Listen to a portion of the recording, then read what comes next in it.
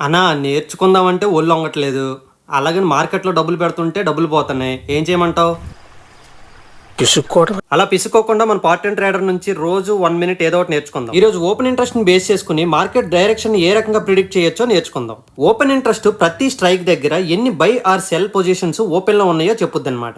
ఇక్కడ green bar ని put sellers గా ఎజ్యూమ్ చేసుకోండి. ఎందుకన్నా ఓపెన్ ఇంట్రెస్ట్ లో బయ్యర్స్ సెల్లర్స్ ఇద్దరు ఉంటారు కదా, సెల్లర్స్ గా ఎందుకు assume చేసుకోమంటున్నారు?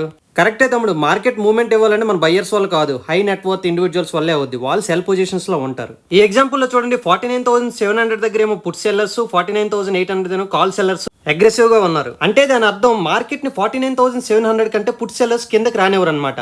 That acts as a support.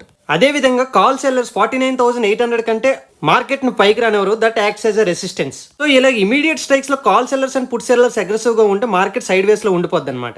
ఈ ఎగ్జాంపుల్ లో చూడండి, మార్కెట్ 50,500 దగ్గర ఉంది. అక్కడ స్ట్రాడర్స్ సెల్ చేశారు. 50,200 దగ్గర కొంచెం పుట్స్ ఎక్కువ సెల్లింగ్ జరిగింది. ఫైనల్ గా 50,000 పిఈ హ్యూజ్ క్వాంటిటీస్ లో సెల్ చేశారు. That acts as a support. 51,000 దగ్గర కాల్స్ ఎక్కువగా సెల్లింగ్ జరిగింది. That acts as a resistance. So ఆ రోజు మార్కెట్ ఎలాగుందో చూద్దాం. చూసారా, మార్కెట్ బుల్లిష్ మూవ్ ఇచ్చి ఎగ్జాక్ట్ గా 51,000 దగ్గర రెసిస్టెన్స్ తీసుకుని డౌన్ వర్డ్ వచ్చింది. తర్వాత 50,300, 400 దగ్గర సైడ్ వేస్ మార్కెట్ ఉంది. ఎందుకంటే అగ్రెసివ్ పుట్ సెల్లింగ్ జరిగింది కాబట్టి అక్కడ నుంచి మార్కెట్ కిందకి పడడానికి అవకాశం లేదు. Stay tuned.